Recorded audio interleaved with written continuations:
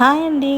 ఇంట్లోనే పిల్లలకి ఇలా వైట్ బోర్డ్ సింపుల్గా ఎలా ప్రిపేర్ చేయాలో చూపించేస్తున్నాను. నేనైతే ఇలా ఇంట్లోనే పిల్లల కోసమని వైట్ బోర్డ్ ప్రిపేర్ చేసుకున్నానండి. ఇంట్లో ఏదైనా ఒక అట్టైనా తీసుకోవచ్చు, మనకి కార్డ్బోర్డ్ షీట్ ఉంటుంది కదా అదైనా తీసుకోవచ్చు, లేదంటే ఇలా పెద్దది ప్లాంక్, ఎగ్జామ్ ప్లాంక్ ఉంటుంది కదా అదైనా తీసుకోవచ్చు. ఈ వైట్ షీట్ అనేది నేను ఆన్లైన్లోనే బుక్ చేసుకున్నానండి, వైట్ బోర్డ్ది. అది బ్లింకిట్లో కూడా ఇప్పుడు అవైలబుల్గానే ఉంది. అది ఇలా నేను స్టిక్ చేసేసాను అనమాట దానికి ఒక పక్కన.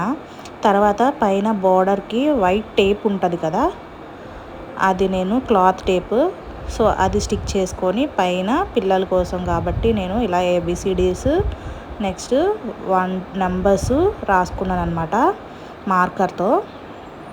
ఇది పర్మనెంట్ మార్కర్ అనమాట. నెక్స్ట్ నేను ఈ రోల్ కొన్న దాంతోనే నాకు ఈ మార్కర్ ఇచ్చారనమాట. నెక్స్ట్ నేను ఎక్స్ట్రా ఈ 2 మార్కర్లు నేను బుక్ చేశాను అనమాట దీని మీద రాయడానికి. ఇదైతే బాగానే ఉంది, కాకపోతే ఒక్క రోజులోనే మొత్తం ఇంకంతా అయిపోయింది, తర్వాత పని చేయట్లేదండి. ఇది తర్వాత నేను ఎక్స్ట్రా తీసుకున్నాను కదా అవి అనమాట, ఒకటి బ్లాక్ ఒకటి బ్లూ.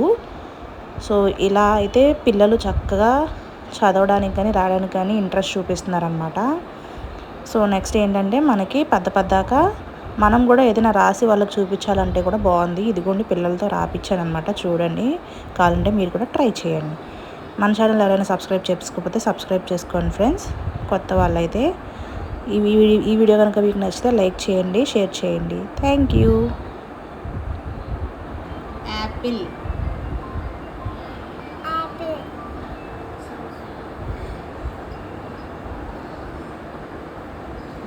బాల్ బాల్ బాల్ ఉండరు అప్ చేయక అప్పుడే చిన్ను అన్నేం రాయని right Vicky right ball right.